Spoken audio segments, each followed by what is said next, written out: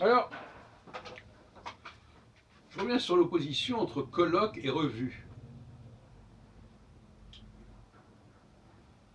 Il y a eu dans l'histoire du mouvement astrologique français au XXe siècle une alternance entre les périodes marquées par la revue et les périodes marquées par le congrès ou le colloque.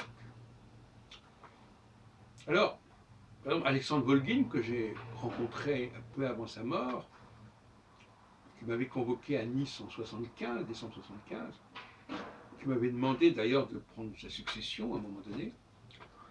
Alexandre Volgin avait magistralement conduit cette revue astrologique qui s'appelle les Cahiers astrologiques, qui est parue pendant une bonne trentaine d'années sous sa direction, et même 40 ans, puisqu'il y a eu l'interruption de la guerre. Et à l'opposé de Volgin, il y a la problématique des colloques. Alors, la France, jusqu'aux années 70, n'avait pas brillé par son génie des colloques. On n'en connaît que très peu.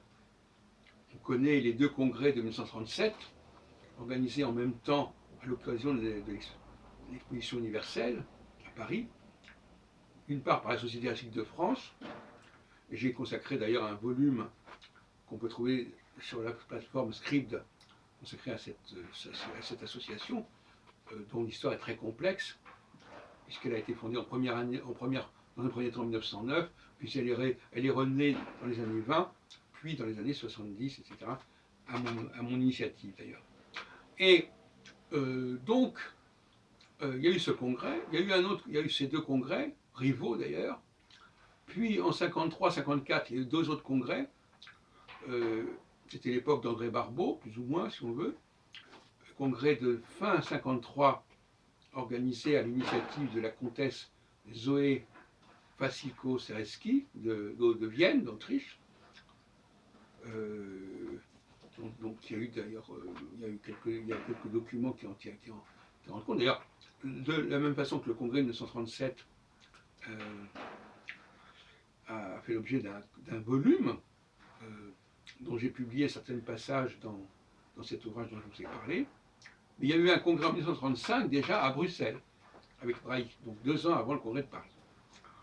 Et puis en 1953, il y a eu aussi les actes du congrès de 1953 qui sont parus à l'initiative du Centre national d'astrologie. Et voilà ce qu'il y avait jusqu'en 1974. Entre 1937 et 1974, pendant 37 ans, il y a eu 4 ou 5 congrès d'organisés. Et les choses changent complètement à partir de 1974, avec le congrès du Méridien à Paris, à la Porte Maillot, qui sera d'ailleurs connu par cette place d'ailleurs sera liée à l'astrologie par la suite grâce à Yves Lenoble, à partir des années 90, mais pas dans l'hôtel Méridien, mais en face au palais des congrès. Je me souviens que moi-même, j'ai vécu pendant 18 ans dans ce quartier, près du jardin d'acclimatation. Et donc, à partir de 1974, on ne compte plus le nombre de congrès. Il y a un nombre absolument gigantesque. Donc, une partie considérable a été organisée à mes soins, notamment au niveau provincial. Même si le gérage de Patrice Loisel a également fait quelque chose, mais surtout dans la région lyonnaise. Alors, moi, j'en ai fait un peu partout, y compris dans les pays limitrophes, Angleterre, Belgique, Suisse, etc., etc. Et donc, les congrès, c'est pas la même chose qu'une revue d'astrologie. Il y a des rencontres. Alors, comme une revue d'astrologie, il y a des gens qui ont pu très bien publier dans le même numéro et qui ne se sont jamais rencontrés.